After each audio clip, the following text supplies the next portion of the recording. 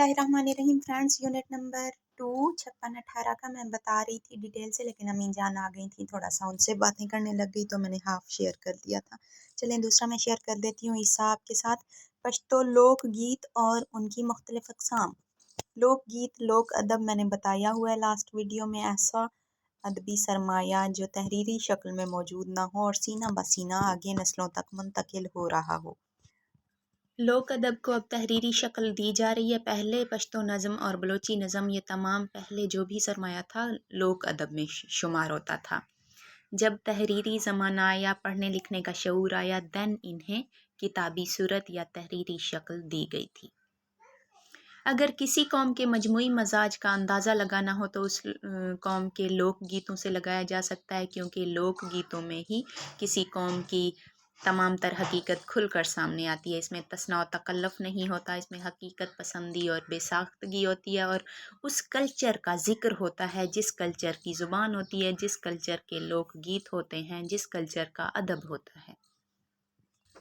और लोक गीत पश्तूनों का कीमती सरमाया हैं। लोक गीतों की इनकी बहुत सारी मिसालें हैं। लुंडई है पहला, पश्तो में मेरे ख्याल में लुंडा कहते हैं आधे चीज़ को, बालिश भर को, छोटी चीज़ को। पश्तो ज़ुबान में कहते हैं लुंडई एक ऐसे सांप को जो बालिश्त भर हो, यानी 1.5 बालिश का छोटा सा सांप, और जिसके जहर में इतना तासीर होती है कि किसी को अगर वो काट जाए तो उसका जहर तेज़ी से इंसानी जिस्म में सरायत करता है, फैल जाता है। इसी तरह पश्तो अदब में लुंडई से मुराद वो गीत जो 1.5 मिसरे का होता है और उसमें ऐसी तासीर होती है कि वो दिल को छू जाता है। चार बीता से मुराद ऐसा गीत जो 8 मिसरों यानी 4 अशार पर मुश्तमिल होता है, इसलिए इसे चार बीता कहते हैं। लुंडाई की तरह चार बीता भी एक बहुत कदीम और मकबूल सिन्फ है। देहात में शादी ब्याह के मौक़ों पर अब भी गोइये यानी गाने वाले लोगों के दिल चार बीतों से गरमाते हैं। नीमा कई, नीमा कई भी लुंडई की तरह एक तरक्की याफ्ता शक्ल है। लुंडई की तरक्की याफ्ता शक्ल है, लेकिन इसे औरतें शादी ब्याह के मौक़ों पर गाती हैं। बुगतई, पश्तो लोक गीतों में सोज़ व साज के लिहाज से बुगतई बहुत मकबूल सिन्फ है और अक्सर रक्स के साथ इसे गाया जाता है। बदला, बदला भी पश्तो लोकगीत की एक मकबूल सिन्फ है। इसमें खसूसन इश्किया मज़ामीन, मामला बंदी और मंजर कशी के खाके बड़े दिलचस्प और मौसर पैराए में खींचे जाते हैं। मामला बंदी यानी ऐसी शायरी, ऐसा गीत जिसमें इश्क व मोहब्बत का ज़िक्र हो। मंजर कशी यानी अल्फाज के ज़रिए, ऐसी अल्फाज के ज़रिए तस्वीर कशी करना कि शेर पढ़ के हमें मंजर अपनी आँखों के सामने फिरता हुआ महसूस होने लगे। लौबा, यह भी पश्तो लोक गीत की एक मकबूल सिन्फ है। इसे अमूमन औरतें गाती हैं और गाने की तर्ज पे इसे गाया जाता है। अल्लाहू पश्तो में लोरी को कहते हैं। अल्लाहू पश्तो लोकगीतों में काफ़ी मकबूल है और उर्दू में इसके लिए लफ्ज़ लोरी इस्तेमाल हुआ है, यानी उर्दू में जो लोरी दी जाती है पश्तो में उसी को अल्लाहू कहते हैं।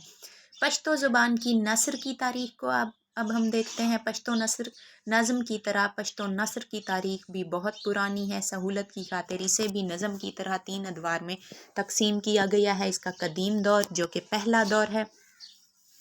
जिस तरह पश्तो नज़म का अव्वलीन शायर अमीर करोड़ वल्द पोलाद माना जाता है, इसी तरह अबू मोहम्मद हाशिम सरवानी को बाज़ मुहक्किकीन यानी तहकीक करने वालों ने पश्तो का अव्वलीन नसर निगार तस्लीम किया है। इसका ज़माना 1837 से 909 ईस्वी तक है और अबू मोहम्मद हाशिम सरवानी ने अरबी शायरी की फसाहत व बलागत के अंदाज़ को पश्तो में मुंतकिल किया था और जिसका अच्छा, मैं थोड़ी काम से गई थी तो मैंने वीडियो को स्टॉप किया था। मुझे कंफर्म नहीं है कि मैं कहाँ तक पढ़ा चुकी थी। तहरीक रोशानिया को पढ़ाते हैं। तहरीक रोशानिया पश्तो नस्र का पहला यानी कदीम दौर एक तरह से क़यास आराई पर मबनी था, लेकिन नस्र का जो दूसरा दौर है वो तहरीक रोशानिया का दौर भी कहा जाता है। तहरीक रोशानिया बायज़ीद अंसारी की एक तहरीक थी। बायज़ीद अंसारी का लक़ब था पीर रोशन, इसलिए उनकी तहरीक को तहरीक रोशानिया कहा जाता है, जिसका ज़िक्र हमें बायज़ीद अंसारी की किताब खैरुल बयान में मिलता है। तहरीक रोशानिया एक पश्तूनों की पठानों की इस्लाही तहरीक थी जिसमें ख़वातीन के हकूक़ और उनकी तालीम पर बहुत ज़ोर दिया गया था, और इनकलाबी तहरीक थी। माशरे के हकूक़ तरक्की पसंद तहरीक से मिलती जुलती इसकी खसूसियात थी। माशरे के हकूक़ पर ज़्यादा ज़ोर दिया जाता था और इसमें तहरीरी सरमाया ज़्यादातर तसव्वुफ़ पर मबनी मिलता है। तीसरा यानी जदीद दौर पश्तो ज़ुबान का, पश्तो नस्र का जदीद दौर यानी तीसरा दौर कदीम नस्री अदब का तीसरा दौर खुशहाल खान खटक से शुरू होता है, और नज़म का भी तीसरा दौर खुशहाल खान खटक से शुरू होता है। उनकी नस्र के इब्तदाई नमूने 1050 हिजरी से ताल्लुक़ रखते हैं। ये नमूने पश्तो ज़ुबान में ब्याज़ के नाम से मशहूर हैं, जबकि उर्दू अदब में ब्याज़ से मुराद उस डायरी को कहते हैं जिसमें शोरा अपना कलाम महफूज करते हैं। पश्तो नस्र की तरह पश्तो नज़्म के भी तीसरे दौर में नस्र पर तमाम तर जो ज़ुबानों के असरात हैं वो अरबी और फ़ारसी के मिलते हैं। क्यों मिलते हैं? क्योंकि अरबी मजहबी ज़ुबान थी, इसलिए अरबी ज़ुबान कुरान मजीद के तराजम हुए पश्तो ज़बान में, और दूसरी अहादीस की और इस्लामी दीगर अरबी किताबों के भी तराजम हुए। इसके अलावा मैं हर लेक्चर में बताती हूँ कि फ़ारसी उस दौर में सरकारी ज़ुबान होती थी। तालीम हासिल करने के लिए जब बाकी ज़ुबानों के लोगों की तरह पश्तून भी तालीमी इदारों में गए तो उन्हें फ़ारसी में तालीम दी गई, इसलिए पश्तो पर भी फ़ारसी के असरात नुमायाँ हो गए थे। आई होप क्लियर हो गया होगा। यूनिट नंबर 3 को नेक्स्ट वीडियो में डिटेल से समझा दूँगी। Thank you so much. Take care. अल्लाह हाफिज़।